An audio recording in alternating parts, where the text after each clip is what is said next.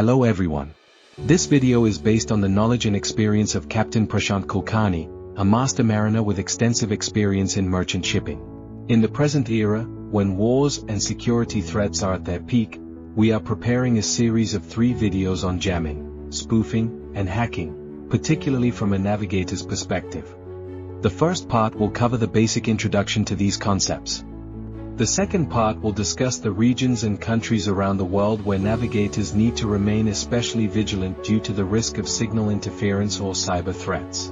The third part will explain how to recognize signs of jamming or spoofing and what precautions should be taken to avoid any mistake or accident while navigating. I hope this series will help navigators better understand these threats and enhance safety at sea.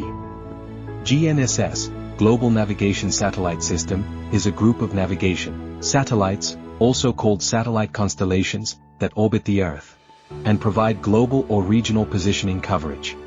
Major GNSS systems include GPS, GLONASS, Galileo, INSS, QZSS, BeiDou. The first operational system was GPS, launched by the United States in 1978. These satellites continuously transmit signals which contain the satellite's position in orbit, the exact time when the signal was transmitted, measured using an atomic clock. Using this information, a GNSS receiver can calculate its precise position on Earth. How does GNSS work? A GNSS receiver on the ship picks up signals from at least 4 satellites. Using these signals, the receiver calculates and displays the following information: latitude, longitude, altitude, time synchronization. This calculation is done using a method called trilateration. By measuring the distance from multiple satellites, the receiver determines the exact position of the vessel on Earth.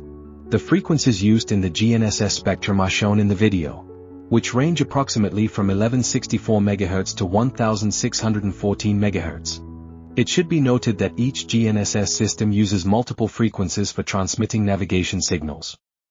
Now coming to the main topic, what is jamming? Jamming is the intentional interference with satellite navigation signals. When jamming occurs, signals from systems such as GPS and other GNSS services may not be received properly, or the signal quality may degrade, leading to loss of accuracy. As a result, equipment such as ECDIS, GPS receivers, and other navigation systems may be affected. This can create serious safety and operational risks for ships. The signals received from GNSS satellites are extremely weak when they reach the Earth.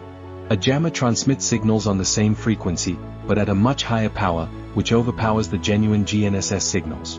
As a result, the GNSS receiver may lose its lock on the satellites, leading to no position fix, or it may produce a false position fix. The impact on merchant ships can be significant. It may cause navigational disruption, safety risks, operational delays, security concern. Therefore, GNSS interference can seriously affect the safe navigation of vessels. In GNSS spoofing, a false signal that closely imitates the real satellite signal is transmitted. Because GNSS receivers usually lock onto the strongest signal available, the receiver may ignore the genuine satellite signal and instead accept the spoofed signal.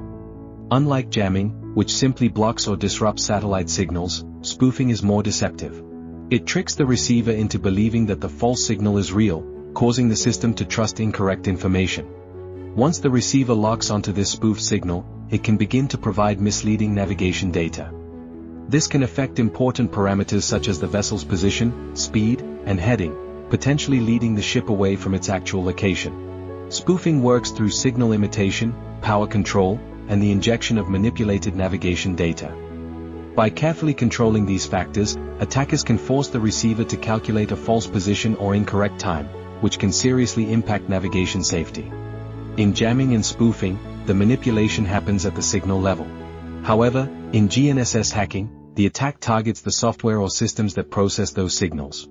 In this type of attack, hackers attempt to gain control over the navigation systems that interpret GNSS data. Once access is obtained, they can manipulate or interfere with the system's normal functioning. Hackers may alter GPS data, disrupt navigation processes, or inject false information into the system.